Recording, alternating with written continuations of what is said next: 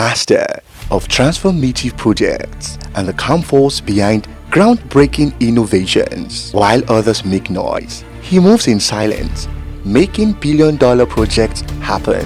From railway to digital revolutions, he's all about slow, steady, and strategic moves. Ladies and gentlemen, the mastermind behind Nigeria's $350 million railway project in Calabar, the one and only Nelson Elemi. Hello, everybody. Welcome to another beautiful episode of Creativity. And I'm very excited today because we have someone in the house that is a businessman and an entrepreneur and an investor. He's the founding partner of Rinehooke Investment Limited, and he's also the CEO. And if you know Rinehooke very well, then you would know or you would have heard about the $350 million railway construction that is going on. Is it going on now? Or is about to go on? It's about to start. Going on, actually. Going on in Calabar. Yes, so this is the man behind all of that. And today you get to meet, ladies and gentlemen, let me introduce to you Mr. Nelson Elemi. Woo! It's not loud enough. Hello, Nelson. Hello. Nice to finally meet you. I'm a big fan, so. Oh, that's I nice. have to get that on record. Thank you. And you look amazing. Oh, thank you so much. I'm glad to meet you today. Thank you very much. I want to get to know a lot more about you because in the media we don't get to hear a lot. We just know about all your business. I know that's it seems that's like actually it's intentional. Yeah. Yes. Well, you give us a little tea about you today now, about your childhood. Just a little, not too much. So we can get to know who Nelson really is. Who is this guy that is doing something amazing in Calabar? You want to unearth all my childhood traumas. Okay. My folks are actually retired civil servants. Okay. Yeah, very amazing people, church people, very traditional Nigerian parents. There's something I say a lot about my parents and about my childhood. I personally believe that I'm actually a victim of my parents' decisions, which all of us are. You get In a way. In a way, yeah. Yeah. My parents had this very weird idea as civil servants that they couldn't own a private business because, of course, church people, they are rule followers and everything. So they wanted to start a business when we were kids. So they're like, okay, we won't start a business in our name. We'll start a business in y'all's name. You run it, and if it crashes, at least we tried. So very early on, my first exposure to anything that had to do with money was running a factory for my parents and my siblings. And I was in secondary school. Oh, wow. Yeah. So What kind of factory? They're processing plantain into flour. Oh, Yeah, for okay, diabetic patients and stuff. yes. And Cross River State, you have a lot of plantain that I also used to get from Cameroon. That's all I remember about my childhood. Come back from school, immediately I drop my school bag. My grandmom then or my mom would be like, go to the factory. Yeah, because we had this house and then the factory was right behind the house. So you could quite literally walk out of the gate, walk into the factory. So I spent a lot of time in the factory. My dad made sure I walked through every single stage from peeling of plantain all the way to, well, I was never allowed into the grinding room because it was a hazard for kids. Okay. But from peeling all the way to drying to sealing and everything, I spent my entire secondary school period working in my family factory. Yeah. So That's I'm a interesting. factory boy. So Yeah. you grew up in Calabar. Kind of. I spent a lot of time, not just in Calabar and Ecom. Ecom is more or less like the industrial hub of Cross River State. So I spent a lot of time in both cities. Yeah. So would you say that your childhood shaped you to who you are today? I would ask you, Childhood traumas, right? yes, because you seem to have been investing and funding a lot of projects in Nigeria. We're going to come to that very, very soon. Maybe you should give us an example of some of the things you've been doing behind the scenes. People don't know about these things. Yeah. And why. It's very important for me. Yes, it's very important for me to know the reason behind. Can't we just simplify it and say I like money? Can't we just say I'm like everybody else that loves to make money and just, okay, don't mind my messing with you. We've done a lot of things in different sectors. We've done stuff in infrastructure, which is a recent one. We've done entertainment, not as much as I would like. We've also done a lot of real estate, and we've also done tech. Okay. And we've also done tech heavily in the ecosystem building side of things, because what we noticed with Africa is the fact that most of the tech hubs in Africa are usually situated in densely populated cities. It's everywhere in Africa. In Kenya, you've got that in Nairobi. In South Africa, you've got that in Joburg and Cape Town. In Nigeria, obviously, you have Lagos. Lagos, yeah. And I think to a certain level, it has affected how successful the tech space in Africa. I know we've had a lot of success, but I personally believe that we'd have way more success if we have a more decentralized ecosystem where you can actually find tech companies in more forgiving cities, more forgiving places, not just the tech, Just in Lagos. places in Lagos. Because obviously, you fund a tech company with $200,000, half of that goes into rent. you get that. That's basically Lagos for you, and it's the same thing everywhere else. Yeah. So we've done a lot of ecosystem building in Nigeria and South Africa, and I think we can do more because we actually just started. I'm still personally very young, so I see this as a journey of maybe 10 to the next 15 years. Cool. Yeah. So, guys, if you don't know, he's also a tech bro, right? They like to call it tech bros in Lagos, right? Yeah. Yes, he's a tech bro. He's an investor, and he is a what else again? Because I know you do a lot of things. Like I read so much. Like at a point, I was like, wait, what are you really passionate about? But you've already clarified it. You're passionate about the money. So Okay, that yes. was a joke. That was That's actually a why you're joke. investing in different areas. Yeah. But I think I would like us to dig down into what you're really passionate about. Yeah. Investing in Nigeria. I know you also have a factory in Calabar called the factory. You've done your homework. Yes, and it's a place where he actually sponsors and trains and guides entrepreneurs, creative people in tech, and helping them to establish themselves and be something good in the society, which is a good thing. So we're going to talk a lot more about that, but I want us to take it one step at a time. Awesome. Right? Awesome. So, first of all, how did you get into this business of investing and funding? How did you get into it? You know why I'm curious, or why I want you to break it down, because I know there are a lot of creatives out there, a lot of people out there who would want to be like you, and they do not even know how to start, and they don't even know their calling. So how did you know that this was your calling? Okay. Now, this is the thing. I still do not regard myself as an investor. I honestly don't, because I actually spend more time building than investing. My 9 to 5 for probably the next 10 to 15 years or even 20 years is still as a techie. You get, I love building stuffs. I love building solutions. So I would say, yes, I'm a tech founder. I'm a techie. I spend most of my time actually building tech solutions. I only started doing private equity and VC investing in 2020. Okay. I started with private equity first because I spent a significant amount of my COVID months in Calabar. Okay.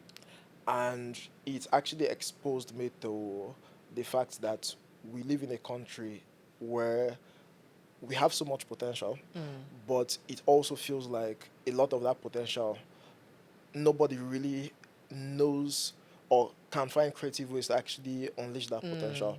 And there's something I say in private equity, in Nigeria especially. Nigeria is basically the most undervalued asset. That's basically Nigeria. I use this reference a lot. The South African Stock Exchange is almost 4 times the size of the Nigeria Stock Exchange. And we're a much larger country with a larger population Yeah. and way more resources. Yeah. So it shows you where we're at and how much potential and how much upside that we have. But yes, I do more of private equity than VC investing. And also, my 9 to 5, yes, is on Your the 9 tech to 5 side. is at Trendex, right? Yes. Yeah. So a blockchain platform Yeah. that helps with tokenization. Yeah. It all sounds like a big word, though. It sounds like big words to people that are not in tech. So maybe you will just simplify it for us. Okay. What we actually do is tokenization as a service. It basically helps businesses move physical assets or any form of assets on chain. Basically, the whole advantage of that is to create a layer of transparency that you can't achieve with traditional institutions. The biggest challenge that we have in Africa is trust. And I have gone to a point in my life where I don't believe trust should be what we sell because trust would always be broken, especially when it comes to business, when it comes to money, when it comes to finances. What we try to focus on is transparency. When we can build institutions that build their infrastructure on transparency, it makes a lot of things easier for everybody. You talk a lot about diasporans investing in Africa, investing in film, investing in the creative space. One of the biggest challenges is there's no transparency. Yes. We have, even in the VC space in tech, you've got VCs and you've got investors that invest in startups, and you give somebody $1 million. The first thing he does is he carries his girlfriend to South Africa. The first thing he does is he goes to Canada to buy a house. You see these stories. We've also experienced something similar. If we can just solve the transparency issue in Africa, it would save us a whole lot of headache and open up the doors for more investment, not just externally but also locally. So that's basically what we do. How successful is Trendex, in your own words? I'd like to know. I would say at this point, very unsuccessful. I know as a tech founder, I'm supposed to sell Yeah. and say, oh yeah, we've been very successful. But I would say we're still very unsuccessful because we're still figuring out a lot of industries. When we started initially, we were able to do a lot in the real estate space because it's very easy. You get real estate, you've got clean titles, you've got very easy ways to actually protect investors' assets when it comes to that. The more we got into the creative space, it became more complicated because you're dealing with IP at that point. And it's weird to have a conversation with a producer or a director, and the first thing you tell them is, do you have an IP registered for your film? And they're like, why? I've been funding films without IPs. Why do I need an IP? So I don't think we've done as much as I'd have personally liked. But we're still building, we're still figuring out ways to actually make it more scalable for people in the creative space, people in the sports sector, people in the infrastructure sector. So I would say not as successful as I would like us to be, but we're working. Because I also read somewhere that you guys are working on using AI to discover talents like footballers in Nigeria. Oh my. How does that work? You have seriously done your research. Okay, so there's this like really amazing founder, Namdi. Shout out to Namdi. He's one of the founders that's actually building something amazing. He's the founder and CEO of AfriScout. Okay. So basically, he built out an infrastructure that allows actual data, sports data of football talent across Africa. So if you score You mean goals, even locally? yeah, even locally, Okay. you get, and that's something that we never really had, because when we initially started looking at investing in local talent, one of the major issues that we had was access to data. Anybody can tell you any story about how good they are, Yes. but when you have data and you have that level of transparency where you can actually verify that data, it makes it easy for you to actually invest in that space. So our partnership there has significantly helped us scale that space. We've sponsored a couple of their scouting programs. We've been able to provide a lot of grants, a lot of equity for the space. And I keep saying not as much as we should, but at the very least, I would say that's one of the most successful initiatives that we had in 2024, because it actually opened up a whole conversation around sports ownership, ownership of clubs in Nigeria, how much fan engagement you're supposed to have, how much equity and investment fans are supposed to have in the development of players. You've got players everywhere in Nigeria, people with talent, and the clubs do not have the resources to invest in them. Yeah. But imagine if you have a significant chunk of the investment coming from the fans, from their support base. It makes it easier for you to develop players for local development or foreign development, whatever it is. It creates that level of liquidity for that space. Okay. It's very, very interesting that a company in Nigeria is using AI to is using AI very well, because from, if we're looking at it from the surface, it just seems like in Nigeria we're not really harnessing the potential of AI to develop ourselves, especially in the creative industry. Apart from ChatGPT, most people are like, just ChatGPT, that's it, that's it. Yeah, but what you just said now is very interesting, and I'm glad that you're using AI to be able to develop the football industry. I saw an interview of you where you were saying that the tech business in Nigeria, that for it to become successful or grow, that we need to invest in hardware. I would like you to expand on that, because I know a lot of tech bros. Everybody like, I'm tech bro. Everybody is going into the industry. And Nigeria now, once it's booming, everybody just jumps into it. Now we have a lot of people that can code, a lot of people that understand the software, and they are all looking to be employed. Nobody is thinking of, how can I be creative and build something? So I was really interested when I saw that interview. So I'd like you to expatiate on it a bit more before we move on. What do you mean by, for us to grow in the tech industry, we need to invest more in hardware? I think there are two sides to that conversation. If you look at the tech space in Nigeria, you would notice that one of the biggest success stories, or some of the biggest success stories, are in the fintech space. And that's why you get, and that's why investors love fintechs. You get, that was only possible because you had actual infrastructure already built around that. Fintech basically means finance tech. The only reason why fintechs were possible in Nigeria was because of the fact that you already had traditional banks and you already had the telcos. That's pretty much it. Without that infrastructure, you would not have the money points of the day. You would not have the OPs of the day. But I think we have spent so much time as a country focusing on fintechs because of the fact that that's the only sector that actually had real-world infrastructure to support the development there. Every other sector falls behind because of the fact that you don't have that physical infrastructure. And I try to make it very obvious to everybody in the investment side of things that if we keep investing in fintechs, would force every other builder and every other founder to go to build a fintech solution because they feel that's the only thing that's going to get funded. And the problem now is you have guys now building solutions that aren't needed. You have guys building solutions that already exist because they feel that's the only thing that would get funded. The other side of it is the fact that we haven't done enough when it comes to critical infrastructure. We have the telcos, yes, meaning we have communications, not fully unlocked, but at least we have that. When it comes to transportation, we're basically significantly lagging behind. When it comes to compute, non-existent. How many data centers do we have in Nigeria? You talked about AI. How much compute power do we have? The next race in the world is compute. We haven't even looked at that. We can't even talk about energy. Let's not even talk about energy.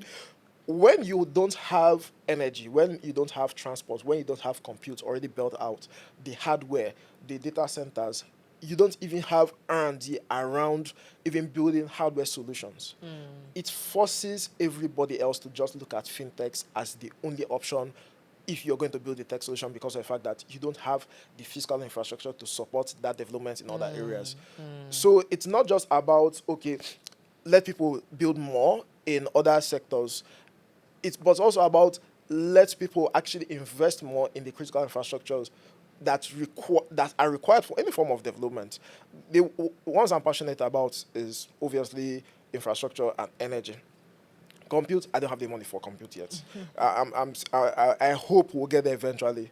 But one of the references that I love making is the fact that a lot of people talk about Lagos and talk about how successful Lagos has been when it comes to driving innovation and developing young talents and ideas, and also in industrial development in terms of, even things like real estate. Most of those areas are growing. But it only happens in Lagos State because Lagos has accessibility. Lagos is the most accessible state in Nigeria. You've got the ports, you've got the airport, you've got accessibility from every state in Nigeria To Lagos. straight into Lagos. Yeah. You can't fly from Port Harcourt to Enugu. You can't fly from Kaduna to Katsina. You have to fly to Abuja or to Abuja, Lagos. yeah. It creates a limitation in certain areas in the country where you don't have that free flow of ideas, of people, of goods, of services. If you can solve that problem, you've basically solved 25% of the challenges that Nigerians face when it comes to any form of development, learning, growth. It's basically the major frontier that we need to tackle.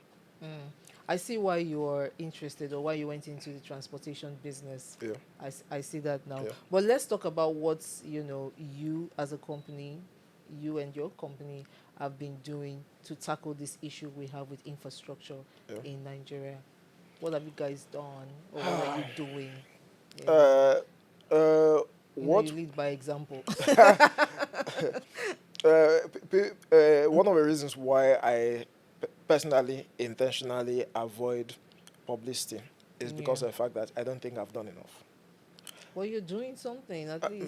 Not as much as I did not make money early. Let's get that out there. I don't think we've done enough yet. We've been able to invest into significant projects, and we're still investing into a lot of projects in terms of transportation, in terms of building tech hubs, in terms of infrastructure for entertainment companies. One of the projects, the most recent one that a lot of people have been paying attention to, is the CreativiTEA project. Why we decided to do that, apart from the fact that I'm personally from Cross River State, people keep asking me, why do you invest a lot in Cross River State? I make it very clear to them, because I understand the landscape. Okay. It's that simple. I understand the landscape. I understand the key players. I am able to deploy capital in a way that I can protect my own capital, my own resources, and also my investors' capital. One of the major things that we noticed, Cross River State is the largest state in southern Nigeria. It's 20,000 kilometers square. That's basically almost the size of Israel. And it basically sits on a vertical line, meaning for you to travel from Calabar to Obudu will take you about 6 hours. When you hear about this Obudu and the cattle ranch, people assume you just fly to Calabar and, And it's it's right there. It's like 6 hours. It's a 6-hour drive. Wow. That's the issue. If you don't invest in infrastructure and you have accessible, cheap, and reliable infrastructure, transport infrastructure, what you've basically done is you've removed the potential for industrial growth. Meaning someone that's into, let's say, gold mining, he needs to figure out creative ways to move his stuff out of his mine. Someone that's into any form of heavy manufacturing, they need to basically truck everything out, and it's expensive. Yeah. Obviously, we all know the cost of petrol. We all know the cost of crude right now. It's something that affects industrial output of most of the states in Nigeria. I can't imagine owning a factory in Kogi State. You see the limitations that business owners face.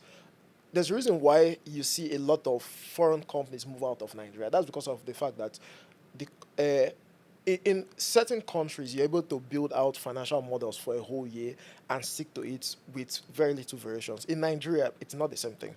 Something can happen overnight that changes how much you're going to spend on operations by almost 20 to 30%. And one of the major things, cost of energy and cost of transportation. And it's a major setback. If you don't solve that problem, no matter what policies you put in place, you can't develop Nigeria. I know we love to, as Nigerians, we love to avoid that conversation because we love to make it sound like it's supposed to be the policymakers, it's supposed to be government. But I am not going to live in a Nigeria where I concede the future of Nigeria to government. Yeah, everybody has to do We their all have to part. play our parts. Yeah. If we don't, we find ourselves in a situation where we keep having these conversations over and over again. For the next 50 years, I personally came to a conclusion when I discovered that I did not want to keep complaining about Nigeria. I wanted to, one way or another, solve the problems I could solve. Yeah. So infrastructure is one. We've been able to at least invest heavily into energy and compute. Those are things that we'll probably look at. Compute, maybe not anytime soon. Energy, definitely. But it depends on God and life. I wish everybody would have the kind of mindset you have. Everybody needs to build their own quota to make Nigeria a better place. Okay, so let's talk a bit about this grand project you have in Calabar. Grand Littoral Railways, $350 million. You know, Stop calling that money. Stop calling. it's huge, it's fancy, but I know that it must not have been easy to get to that level. Yeah. And you have the support of the government in Yes. running this. And Yes. that's amazing. Private, governments coming together, to make it better for the people. Because I know that if that railway is done, you Yes. said it's going to connect cities in Yes. Calabar. It will promote tourism. It will, I don't like even mentioning tourism because tourism is like the least of my priorities. I'm talking about industrial outputs. people You being get. able to move their Yes, goods, yes. easily, and business will boom, Yes. in Calabar. Yes. So how did you come about this idea, and how were you able to raise this money and get the support of the government? Give us the tea. Okay. I'm going to give you some very serious gossip here. Okay. So I haven't said this publicly. I would have to say it here. So a lot of people have this assumption that this project was something that we got a lot of support for before Okay. we even started pushing it. No, it wasn't. The governor himself is someone that I actually admire with the level of confidence that he actually had in us, because when we initially met for the first time we met, my fund had already spent about 400 million naira already preparing for the project without even government support. And it's crazy to say it now because obviously I will not be saying it publicly if we failed. You get? Yes. But I understand the environment that we find ourselves in, where it's very difficult to get large-scale projects off the ground. You also have to deal with the issue of capacity. You also have to deal with the issue of seriousness. You also have to deal with the reality that, okay, I'm a young guy by Nigerian standards, obviously. When I'm not in Nigeria, I'm a very old man. But in Nigeria, I'm regarded as part of the youth. So what we did was we got everything sorted in terms of the regulatory side, in terms of even getting consultants together, paid a ton of consulting fee to make sure we did a feasibility study, business model, did every single thing for the project, even before we took it to the government. governor. Because we Okay. wanted to be sure, we wanted him to also be sure that we had done our work.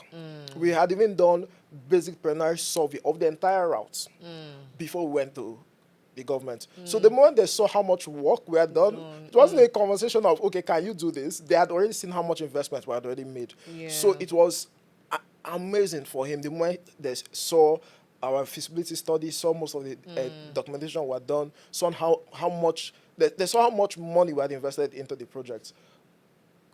It was very easy to move from there. And I'm actually saying this publicly because we have a lot of people in my age bracket in Nigeria that always have this sentiment towards government of they're no good one. You get, I can take good ideas to them and they'll shit on it. I'm not saying if you do this, you would always get the results that I got.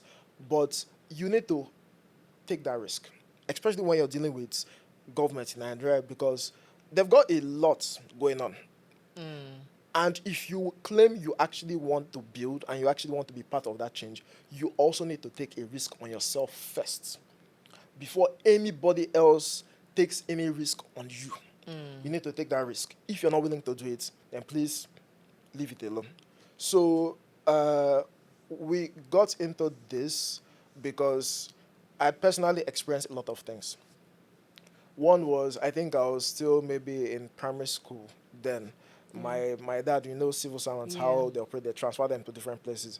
But my dad now, lover boy, he had this idea that no matter where he was at, he would always go back to his family every single night.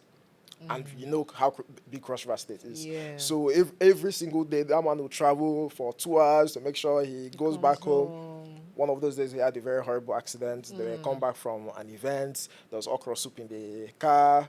They had an accident, the car somersaulted. They're trying to get out of the car. Okra was dragging them. Oh my so gosh. my mom was worried. Then there were no phones. So she was worried because normally he would get back home at a certain time. Her husband was nowhere to be found. She waited. Finally came back, okra soup all over him.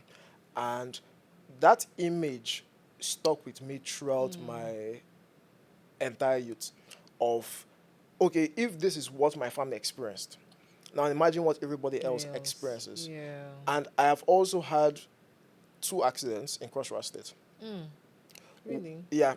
Okay. I had this crazy idea where when I initially moved back to Calabar, I noticed most of the veggies, things like bell pepper and so on, we come from different parts of the country, and I was like, okay, bell peppers can be grown anywhere in Nigeria. You don't have to import bell pepper from different states. And people were like, no, it's impossible. I was like, okay, you know what? I'll go to my village, buy some land, do greenhouses, and actually grow bell pepper. So I did that for like a year. Every 2 months, I'll travel there to see what's going on, come back. Then I had 2 accidents. I was like, okay, yes, this is not sustainable. Yeah. A lot of people experience this on daily basis because it's a long drive. It's a 5 to 6 hour drive. If you don't have that readiness to solve the problems that you personally experience, please stop complaining about Nigeria. That's just it. If you see me solving a problem, it's because I have personally experienced it. Yeah. And it's easier for me to solve those problems because of the fact that I know I'm solving it. I can commit every single thing to solving the problems that I need to solve because I have personally felt the pain of it. If you call me and tell me to solve a problem in the drone industry, I probably will not do it because I do not have the level of emotional commitment Connection, to it to be able to solve that problem. So I only stick to things that I personally experience and personally know that, okay, I can sacrifice my comfort, my vacations, my trips, relationships to make sure that I get this one done. That's pretty much it. Relationships.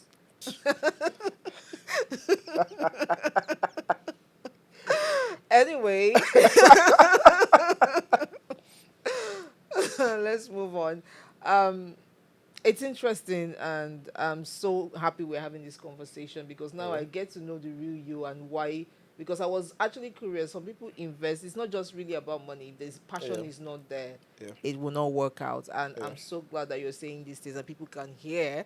You know, especially what you said about if you're not willing to commit to do something to change, you know, whatever you've experienced, then stop complaining about Nigeria. Very, very important. So thank you so much for everything you've been doing. Now we're moving over to the next project that you do that I actually also admire because it's kind of like concerns what we do as well. And that is the factory. Yes. So I think I learned that you spent over 200 million naira of your money You guys to transform. you guys should stop putting like transform. stop calling money in this place. No, but it's actually good, so people can be encouraged. People can be, you know, can look up to you and say, okay, I want to do what this person is doing, and you're doing it for your state, which is actually very admirable. So, would like to know more about the factory. What is it really about, and why did you do it? First off, contrary to popular belief, I am a co-founder and a partner in the factory. I know the media gets carried away when they say, oh, Nelson Elemi. That's because I am the managing partner of the factory and kind of very vocal about what we do. So I and my partners came together. This thing actually started 2 years ago. We visited Tinapa a couple of times. Then whenever we're in Calabar, we go to Tinapa to do picnics. And we visited Tinapa 2 years ago and saw how much damage NSAS, personally, one of the things that I noticed that happened in during a protest in Calabar was the fact that a lot of people went to Tinapa and vandalized the place. Oh my God. Yes. Just in the name of NSAS? In the name of NSAS. Oh, wow. So a lot of people get very sensitive when they hear that because they're like, but we support NSAS. Why would you be saying NSAS damaged the place? I don't know who vandalized the place. All I know is that during NSAS, people went in there and they removed cables from the wall. They removed rugs from the floor, tiles from the floor. Tiles? They removed tiles. They removed a whole elevator from the wall, with cables and everything. That was what happened. So I believe when that happened, obviously other people probably came around and also did their own theft and everything. First time I went there after NSAS, I hadn't gone there for a while. I actually felt like crime because Tinapa is basically used to be the draw of Cross River State. It was one of those things that it never really functioned the way it was supposed to function because of regulatory issues, a lot of other issues, but it was still there. It's almost like having a child that hasn't like hit their full potential yet. But you know that maybe one day they'll get They'll there. get And then there. someone comes and kills that child. You get so that was the Yeah. personal sentiment. So very early on, because I and my guys were spent some time in SF, so it was very easy for us to connect the dots. We're like, okay, uh, we've already seen the damage. We know that we can actually repair a lot of the damage. How about we talk to the government, talk to the management, and see whether we could actually renovate for tech and for entertainment? Because you already had the space. The space was already built. So it's not like you're building something from scratch. It's already there. Yeah. So yes, the factory was built to help accelerate, not just accelerate, but basically create a home for techies in that part of the country, where people could come, get spaces for free, build out their tech solutions, whatever they would want to build, get funding from us, also get support from the state government, get support from the Tinapa management, also fund the startups that we feel might actually be able to create some significant change and also growth. Also fund entertainment projects that we also feel are innovative and actually are borderline crazy, because we actually need that in entertainment space in Nigeria. Yes, we Yes, do. yes. So that's basically the idea, and that's what we've been doing. I'm personally very proud of it because I had always wanted to be a part of the solution, basically, when it comes to some of the problems that people obviously complain about. Because I hate complaining. Oh my God, I hate complaining. Whenever I complain, it puts me in a state of mind where I'm like, okay, so what can you do to solve that problem? So hence the factory and what we're doing for the space. Okay, so how many people would you say have benefited from the factory so far? Rough estimates? Uh, I try not to pay attention to the number because I think it would only boost my ego. That's the only advantage. I'm sure the program's director and some of the other Well, partners yeah. might know, Yeah. but I would give you this assessment. The state governor just sponsored 100 techies for a boot camp starting next month, with trainings and job placements and everything and support for them from the start to the end of the boot camp, which is amazing. It's amazing. Exactly. We also have a couple of techies also that on their own applied and funded their own trainings through the boot camp. So it shows you that a lot of people are actually passionate about developing themselves, and also shows you that there's a lot of interest in the space, besides the other stuff that we're doing in the entertainment space. Okay, so but what differentiates? I know we have a lot of investments like this across the country. What differentiates the factory from others? I don't really pay attention to that. I think for me it's mostly impact. That's how Yeah. I analyze every single decision that I make. Impact, how much impact I can make on a macro level. Um, I would say the major thing that makes us stand out is the fact that there's no other Tinapa in Nigeria. Tinapa was built at a time where the country had more access to capital for projects like that. It will be very difficult for another states to build a Tinapa. And if we can't collectively, not just in Cross River State, but as a country, figure out a way to make it work, it signals to everybody else in the world that we can't basically handle our own business.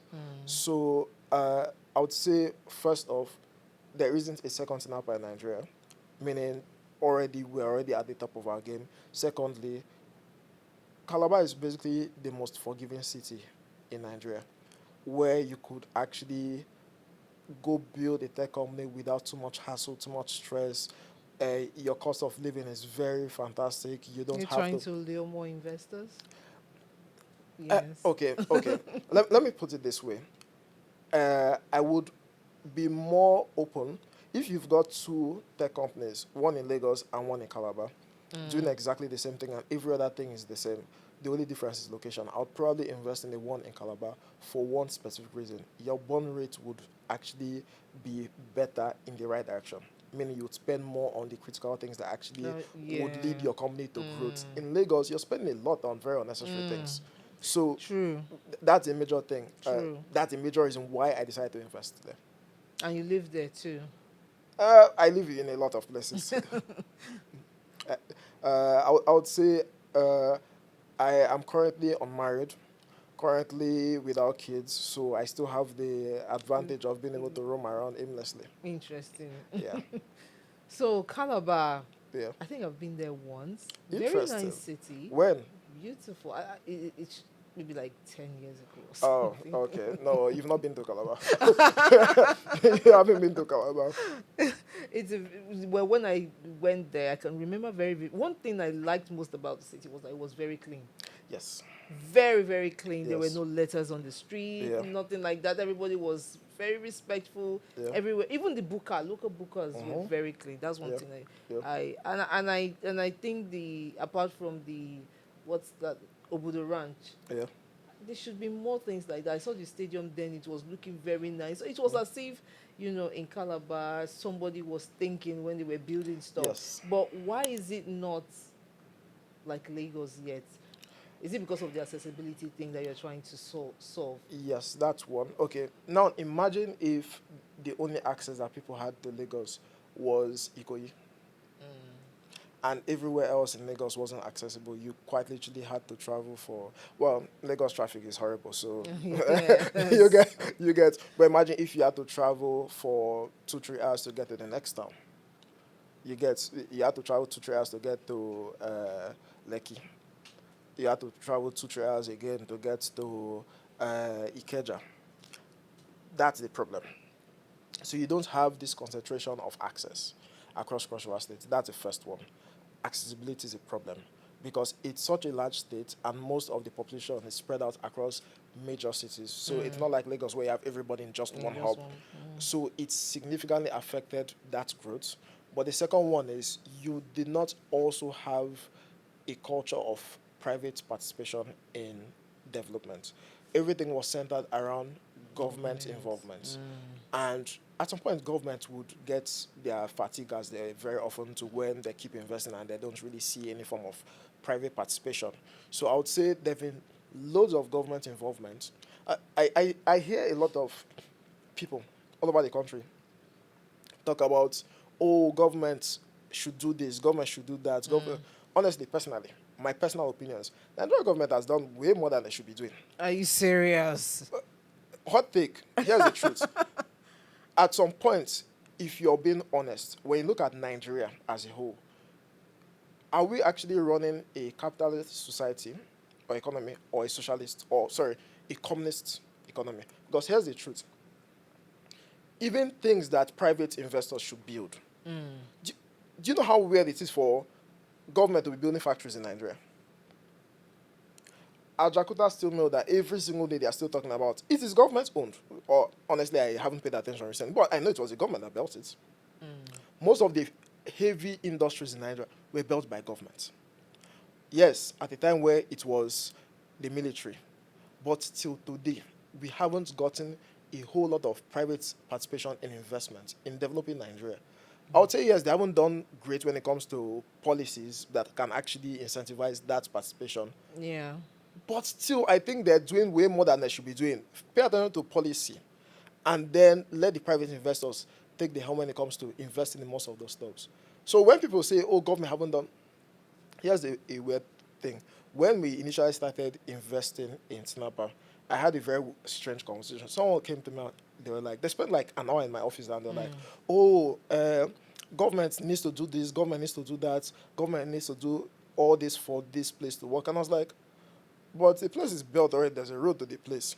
So, and the infrastructure is here. So what else do you want government to do? Tell me what you want the government to do. They started talking about internet connection. I was like, you've got Starlink. you've got broadband access. What else do you want? Those things are private things that private companies are supposed to do. So I personally think we as Nigerians need to figure out ways to invest in the future that we want. Because here's the truth.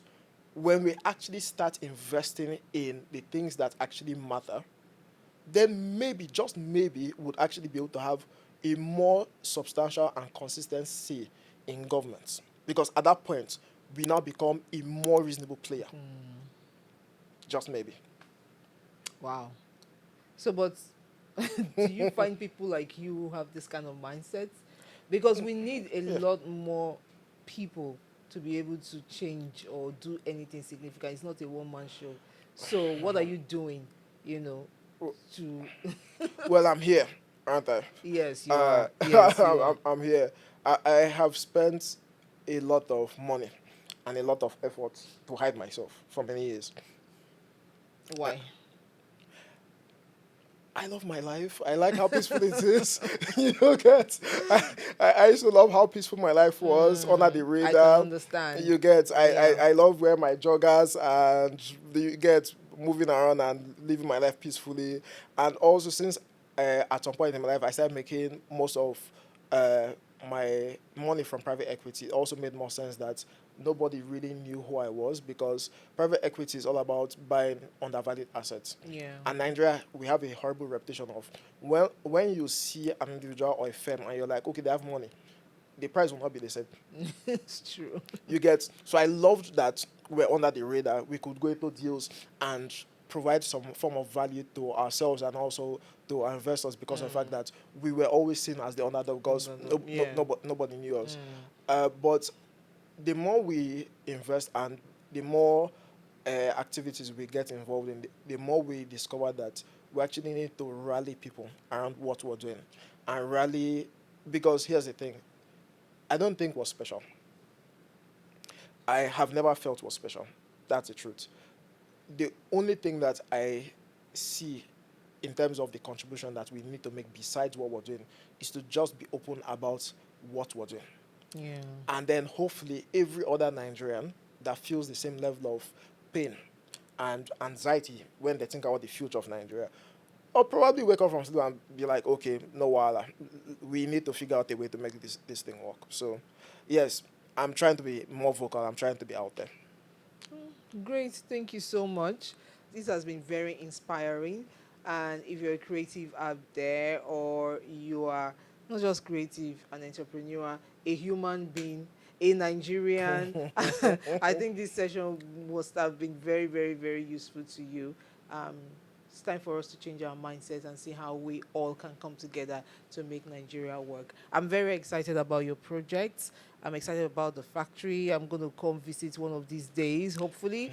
And then I'm excited about the railway infrastructure that you're building. When is it going to be ready? People keep asking me this question. Yes, because we can't wait. Okay, I try. Okay, let me put it this way. When we started, I had originally, because I'm a young man, so it comes with a lot of, we want to do things quickly. You get, my original push was first week of January, one site. That was my original. You get, I'd put everything in place. The team had worked throughout the festive period. Everybody worked. And then you figure out that, okay, the world doesn't move because of the fact that you want it to move. Yeah. But our timeline for now, for the first 120 kilometers, because we've already finished the survey of the first 120 kilometers, that's from Calabar to Ugep. So what we're working on now is the geotechnical, and we're doing compensations and all that. So, and then also the survey, geotechnical of, survey and, what's it called? Other forms of survey of the actual stations itself and designs. So what we're mostly focused on is getting everything right on the regulatory side also. Okay. So it's easy for us to have these conversations on the open without the next day us getting calls from regulators to say, hey, come and visit us, come to the office. You get. So for the first 120 kilometers, worst case scenario, by mid of next year, we should be done with that. That should already be operational. Then we tackle the next maybe 150, 160 kilometers. Initially when we started, my personal vision was to do everything at once. But as a young man now, sometimes we overestimate our ability to get things done. But what we noticed was the fact that we needed to do it in stages because we also do not have too many parties in Nigeria with the right level of experience when it comes to railroad. Railroad is still something relatively new Yes. in our culture. Yes. And we're also very aware of that. It's not about having the money to execute this project. It's also Yes. about having the right technical experience for some of the companies around to actually tackle the region we're working in. Because, the Cross River State region is, you have the delta parts where you have a lot of rivers, you have a lot of swamp, so you have to deal with that reality. Also have to get firms that have dealt with that in other parts of the world. So we're trying to be as pragmatic and careful as possible so we're able to deliver something quality for people. So by mid next year, we should be done with the first 120 kilometers and then we'll tackle the rest. Okay. Before I ask my final question, do you guys have any questions for Mr. Nelson? Yes. Mr. Nelson. Mr. Nelson, first of all, congratulations for everything. All right. We need to be celebrating you now. But But you think so? I think it's important we start celebrating someone like you. It's important so that people start getting inspired because what you said is very, very, what you said about people's mindset and how we think governments need to do everything is actually true. Everybody can relate. It's almost like we have this thing that we're waiting for government to do everything. Yeah. We don't. I think maybe the US is what you do for the to the state. I don't know how that sayings go, Yeah, but I mean yeah. actually. Yeah. So we need to put you on the spotlight so people start actually understanding, changing their mind. I think what the best thing you've built, I must say, is your mind. It's beautiful, and I feel like it's something that the mindset needs to change in Nigeria. I think it's scary though. Even when you're saying it is scary because I'm like, yes, we can't still hide from the challenges of accessibility. You also said resources. Government still need to to support all of that ideas. Government still need to put a lot of things. So I think that's where the missing link is. People can't actually see how it is possible if without those things. So they can't see it. And so if you're doing this, maybe they can see how possible this is. So that's why we have to congratulate you. Well done, well done. Appreciate everything that you're doing. I'm actually also curious to know if the you've watched how X-Men or all these power superhero people they used to gather around and everything. Maybe we need geniuses in to actually Come together, yeah, right? because it's not going to be easy just for one person to do. Yes. I think that's all this time. We always look for a hero. It's not just one person that is going to weigh that person down. I mean, I want to know if the creative, what's your interest in the creative space? What's your interest? How do you tie that into everything you're doing? Growing up, my dad is a historian. He had a lot of history books lying around at home, loads of history books. One of the things that I noticed in terms of how much history I had consumed is the fact that Africa probably has the most diversity when it comes to our stories. Yes. We actually do. Yeah. Oh Yes. my God, we have diversity. Yes. Too much. We have stories. As in, it's too much. You just lying there everywhere. We have stories. And the one thing that puts me in a position where I can't function when I am not figuring out a way to either incentivize some form of activity there or directly getting involved in it is when I see waste. Do you know how much we can create out of the stories that we have? Ask anybody here about the different stories that maybe their grandmothers told them. You get? Or the different cultural stories that they have about maybe where they grew up, maybe their community. I can tell you 5 stories about my state, about they're Dragon people, about how they believe that the Nsilibi language was given to them by baboons in the forest. You can write the whole movie about that. I swear. You get? You can write 5 movies about that. Yeah. Then imagine Africa as a whole. Imagine all the stories that we have. We have way more diversity in terms of the stories that we haven't even touched. Sure. So imagine if all we can just do is provide funding and infrastructure for those stories to be told. One of the things that, besides the factory space and what we're doing at the factory, one of the other things that we've been able to do is the tokenization of IP, which makes it easy for independent producers, independent artists to be able to create IPs around different stories and then get it funded. It's easier to fund projects when you've got an IP around it because it's now a fundable asset. But also, besides just doing that, one of the other things that we've tried to do is to ensure that you also have the right physical infrastructure for that to happen. Before I traveled recently, I was actually at Tinapa. I went to the studio Tinapa. The place was vandalized. What we're also trying to do is to figure out a way to renovate and create the right environment, provide equipment, provide every single thing that's needed for creative to be able to say, okay, you know what, I have this crazy story. It will cost maybe $25 to $100,000. Is there a space for independent filmmakers to just go and actually make this film? That's another thing that we're doing. Because I'm not looking at the $500,000 guys. I'm not looking at the $1 million guys. I'm not looking at the $2 million guys.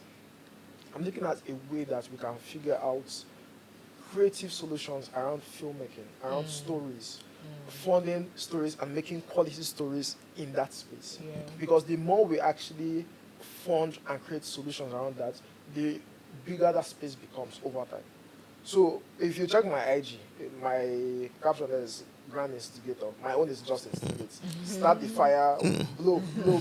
Once it starts burning, I run away and I'm like, okay, I've done my part. So that's pretty much it. That's interesting. Yeah. That's really It is. interesting. One more. I just wanted to also know if, to become what this person that you are now, how much creativity is required. I don't think it's creativity. I think it's personal sacrifice. It's not creativity. I can tell you for a fact, everybody in this room you guys are way more creative than I am. I think one of my biggest flaws is the fact that I might not be creative enough. It comes with very painful personal sacrifices that you just have to make. I think we live in a culture where it's much harder for someone in my generation to be able to build very large corporations in Nigeria, very large companies in Nigeria, because of the fact that we have a culture where you have to do certain things to be seen as successful in Nigeria.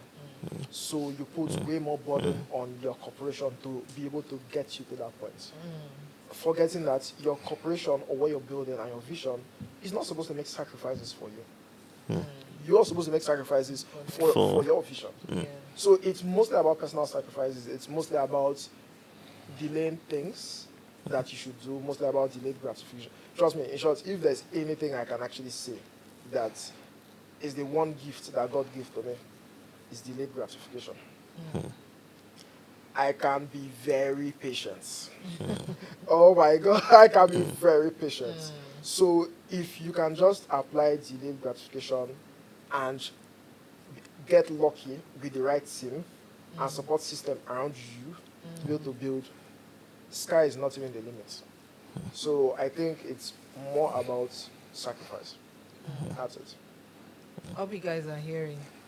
We've heard so many stories about people getting funding, like you said, and then the next thing is they're marrying a new wife, they're buying a G-Wagon, delayed gratification and patience. That's the only way we can, help ourselves and be successful. That's the only way. Thank you so much, Mr. Nelson. I am so excited. It's an honor to be here. Oh, really? It's an honor for me too. Wow. It's nice to meet you, and I hope we can all learn from him today. And then, if you don't have this kind of personality, it's time for us to change it. Because, like he said, you don't have to be the most creative, right? You just have to put in some passion and put in some personal sacrifice, and most especially delayed gratification. Patience. People of nowadays, they are no longer patient. Oh my goodness, they just want it now. But whether you like it or not, it's still, one of the best ways. They say the patient dog eats the fattest bone. It still works even till today. Yes. Thank you so much, Mr. Nelson. Thank you very I'm much. so glad we had this session. Thank you very much. Do you have any advice for creatives out there, young people looking up to you? You have any advice for them? Looking up to me, I'm not creative. What I'll say is, don't be scared about crazy ideas. That's your ticket to the big stage. Try as much as possible to hug the idea of being an outsider. Be very comfortable with being an outsider when it comes to your ideas, and be very relentless when it comes to fighting for those ideas and defending them. Do not, I think our culture by default is built around conforming. That's our culture. It's true. Yeah. We just accept everything. We just accept everything. Gosh. You need to be the kind of person that questions every single thing. Why do we have to have that light there? Why is the light that color? Why do we have POP? Why don't we use wood? Why do we have this? You need to question every single thing. It puts you in a state of mind where you're able to think outside the box and able to execute when it comes to very creative, very crazy ideas. So I would say question everything and be very comfortable with your craziness. That's the best way to actually approach the next couple of years, because here's the truth. The only advantage you have against AI is the fact that your ideas might just be just too crazy for AI. Yes, I keep saying that all the time. Yes. AI can help us with a lot of things, but you see those creative ideas. Exactly. That's what makes us human, and that's Exactly. what the only way we can be ahead Exactly. of AI. Exactly. Thank you very much for having me. You're It's a pleasure. welcome. It's an amazing session today. Thank you so much. Thank you so much. Thank you. All right, so I hope to see more of you, Mr. Nelson. So I have to do more of this. Oh my Yes, God. you have to do more of this. You have to be part of our creative community. I think a lot of people will be so happy to see you and then to learn from you, and they'll be encouraged. So hopefully we'll see more. I'm surprised you don't do a lot of talking. You are so good at it. Oh my goodness. Serious? Yes, you're very good at expressing yourself. You should be talking I'm a more. very shy person. Shike. I'm a very shy person.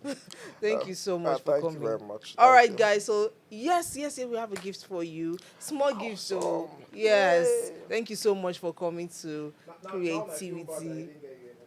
Oh no, it's okay. You've done enough. You've done enough Thank today. you very much. Thank You're you, welcome. thank you. All right, guys. So thank you so much for watching today. If you have any questions, leave them in the comments, and we can get Mr. Nelson to answer them. Yes, whatever questions you have, leave them there. He will answer them. Thank you so much for being a part of this episode. Until the next one, bye.